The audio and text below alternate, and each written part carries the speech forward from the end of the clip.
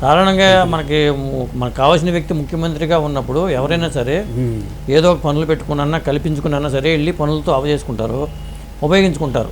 అవునండి. నేను అంటే పొలిటికల్గా అవ్వాలనుకుంటే అసలు ఎప్పుడో అన్నగారి దగ్గరికి వెళ్ళి నేను మొదట్లోనే కలిసి దాని మీద చేస్తుంటే అవును ఇవాళ స్టేజ్ వేరే ఉంటుంది. నాకు ఆలోచన రాలేదు. తర్వాత రామారావు గారు సీఎం అయిన తర్వాత విజయవాడ టౌన్ అంతా డ్యామేజ్ అయింది.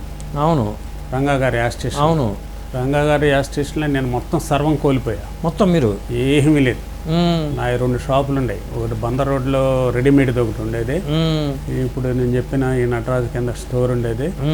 అది కేవలం అప్పుడు ఏంటంటే ఈర్షాద్వేషంతో నాకు అన్నీ జరిగిపోయిన తర్వాత తెల్లవారి ఫైర్ చేయటం జరిగింది. ఓకే, కాలిపోయినాయి 2 మొత్తం కాలిపోయినాయి. మళ్ళీ సూది దారం ఎత్తుకుని మళ్ళీ యథాస్థితిగా చేసుకురావటం, మళ్ళీ యథాస్థితిగా భగవంతుడి దయ వల్ల ఆ పేరు కాపాడింది. ఒక విధంగా చెప్పండి, యాక్స్ అనే పేరు ఎన్టీ రామారావు గారికి బట్టలు కుట్టిన క్రేజ్తో ఇప్పటికీ అలాగే అసలు మొత్తం మామూలు ఇంకోటి అయితే అవునండి, అది వచ్చి ఇంటర్వ్యూ చేయాల్సిన పరిస్థితి అంత స్టేజ్ అండి. కంప్లీట్ కోల్పోయాను. కంప్లీట్ కోల్పోయి మళ్ళీ యథాస్థితిగా అంచెలంచెలుగా మళ్ళీ కొత్తగా సూర్యదారం ఎత్తుకునే చేసిన ఇదనమాట. ఆ టైంలో కూడా నేను గవర్నమెంట్ దగ్గరికి వెళ్ళి ఏదేదో చేశారు, కానీ నేను కూడా అడగటానికి కూడా నాకు మనసొప్పలేదు, చేయలేదు. మీకు కొద్దిగా మొహమాటం అనుకుంటా కొద్దిగా అసలు మొదటి నుంచి కాస్త త్వరగా అదే ఇతర ఊరికి నేను తెచ్చుకోవాలి, చేయాలన్న భావం అనేది ఉండదు. అదే భగవంతుడు మనకి ఇస్తాడు, చేద్దాం అంతే. అంతేగాని తాపత్రయపడిపోయి పరుగులు పెడదాం. ఇప్పటికీ కష్టమే చేయటమే నాకు అలవాటు. సండే వచ్చినా కానీ షాప్ తీసి కూర్చుంటాం. కేవలం పబ్లిక్ అదే కస్టమర్స్ మెయిన్ ఏంటి అంటే ఈ టైలరింగ్ వృత్తిలో మాకు తెలిసినంత మటుకి కస్టమర్ వచ్చేతలకి అతనికి కరెక్ట్గా మనం రెస్పాన్స్గా సమాధానం చెప్పాలి, మనం కనపడాలి. అదే ఒక డాక్టర్ గారి దగ్గరికి వెళ్ళినప్పుడు వైద్యం చేయించుకోవడానికి డాక్టర్ లేకపోతే కంపౌండర్తో చేయించుకోలేము. అలాగే వచ్చిన కస్టమర్ మాలాంటి వాళ్ళ దగ్గర కాకపోతే పక్కన హెల్పర్తో చేయలేరు కదా.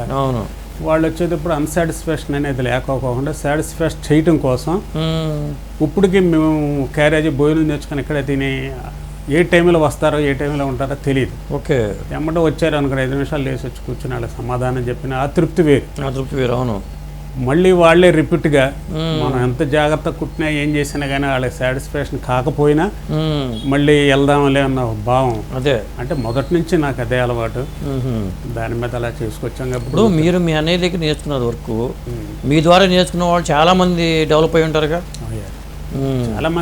చాలా మంది శిష్యులు ఉన్నారు, చాలా మంది షాపులు పెట్టుకున్న వాళ్ళు ఉన్నారు. ఓకే, ఇక్కడ వృత్తి చేసి వెళ్ళిపోయి ఫలానా అని చెప్పేసి వాలేశ్వర గారి శిష్యులు. అన్నగారు నడవడికలు ఎలా ఉన్నాయో ఏంటో దగ్గరుండి చూసిన వాడిని మనం నేర్చుకున్నాం. అదే ఆయన క్రమశిక్షణ, ఆయన పద్ధతులు, ఆయన వ్యవహారశీలి, ఉదయం లేచిన దగ్గర నుంచి ఏం చేస్తాడో ఒక ధర్మంగా. అదే అధర్మం అంటే ఆయనకు తెలియదు. ఇప్పుడు అందుకని పార్టీ కూడా అంత డెవలప్మెంట్ అంత అవ్వడానికి కారణం ఇవాళ వరకు కూడా కిలో 2 రూపాయలు బియ్యం అంటే ఒక పేదవాడి గురించి ఆయన ఎన్నో పథకాలు ఎన్నో చేశారు. అలాంటి వాటిల్లో మన వృత్తిలో మనకు తగినదిగా ఒక ధర్మంగా నడుచుకోవటం భగవంతుడు అదే మనకు మేలుగొలుపుతాడు అని నా ఒక. అంతే కదా, ఆయన క్రమశిక్షణతో ఉన్నప్పుడు ఆటోమేటిక్గా మనకు అలవాడతాయి. రామారావు గారి క్రమశిక్షణ స్వయంగా చూసాం కాబట్టి, బసవతారకం గారు ఒక క్రమశిక్షణ చూసాం కాబట్టి అదే కొంత కాకపోతే కొంత మాలాంటి వాళ్ళు ఇంకో కట్టిన గుడ్డ అంటారు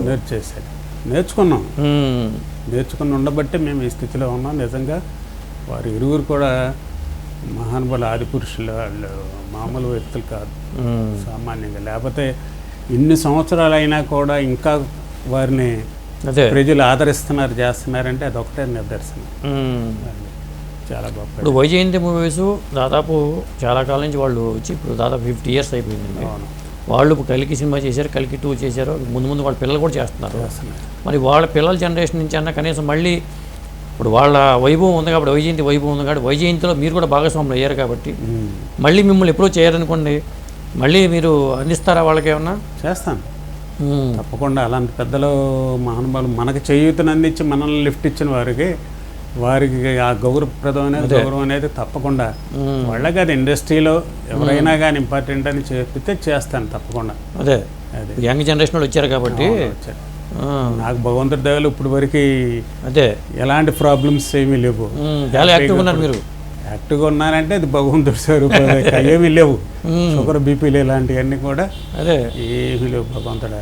అందుచేతనే ఇప్పుడు మీరు అడిగిన దానికి ఎవరన్నా అలా వచ్చి పిలుస్తారంటే వాళ్ళకి పక్కన వాళ్ళకి ఇబ్బంది లేకోకుండా, ఇబ్బంది కలక్కోకుండా అదే చేయాల్సినవి అంటే చెయ్యొచ్చు. లేకపోతే చిరంజీవి గారు ఆల్రెడీ ఇప్పుడు చిరంజీవి గారు రామారావు గారు కలిసి తిరుగులేని రాఘవేంద్ర గారు డైరెక్షన్లో చేశారు. చెప్తున్న పలానా అనేసి అదే చేంజ్ చేసుకోవడం, చెందటం అలాంటిది. నేను వెళ్ళి ఏమంటే నేను మీకు చేస్తాను, చెందుతాననేసి అదే ఆ ఫీలింగ్ ఇది అడిగితే అవతల వాళ్ళని మనం ఎందుకు ఇబ్బంది పెట్టాలి? మీరు మొదటి నుంచి కొద్దిగా అది ఉన్నట్టు ఉంది. మొహమాటం కాదు, భగవంతుడు మనకి ఇచ్చినప్పుడు ఇంకో వాళ్ళని ఇబ్బంది. మీ వృత్తిలో మీరు ఉన్నారనుకోండి, అవును, ఆ వృత్తిలో వెళ్ళినప్పుడు నన్ను వెళ్ళి ఏలు పెట్టేసి వాళ్ళని ఇబ్బంది పెట్టేసి అతను బాధపడతా అదే మనం ఏదో అనుభవించాల్సిందంటే అది కలిసి వచ్చేది కాదు కదా. అవును, అది నా భావం.